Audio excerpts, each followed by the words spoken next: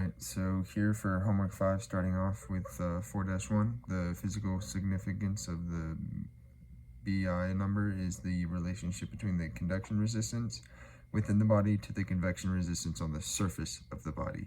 So due to this, highly conductive bodies will have a lower BI number.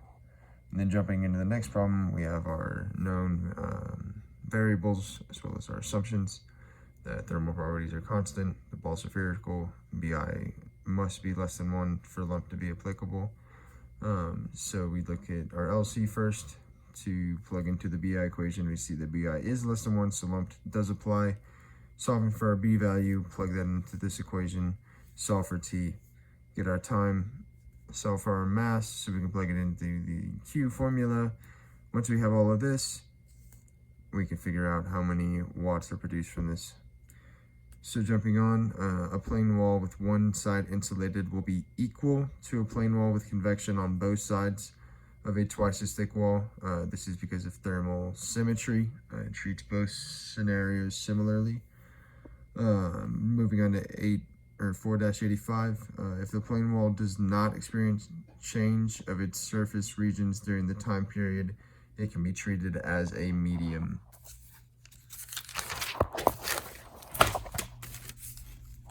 Moving on to 4-100, we have our known variables again with our assumptions that the soil is a semi-infinite medium and all thermal properties are constant.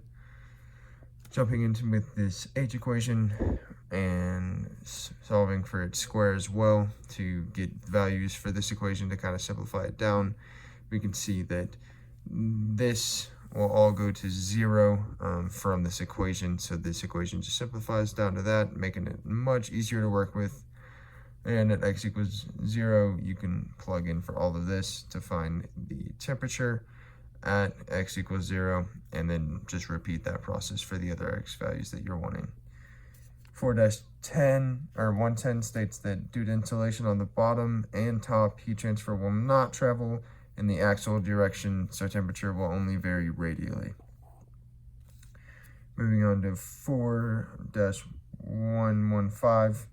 We have our known variables, and then just plugging in, we have the BI of the wall and the wall 1 and BI of wall 3.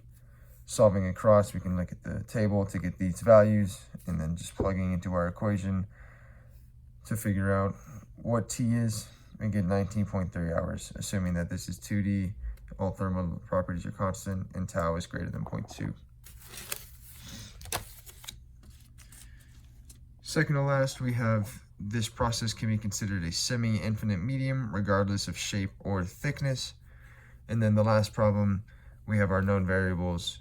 We can assume that it's a semi-infinite medium and the concentration of carbon on the surface is 0. So we have our concentration equation. Solving for this, we can find the ERFC to be 0.371. Plugging that into the equation, then at the different times, just solving for x.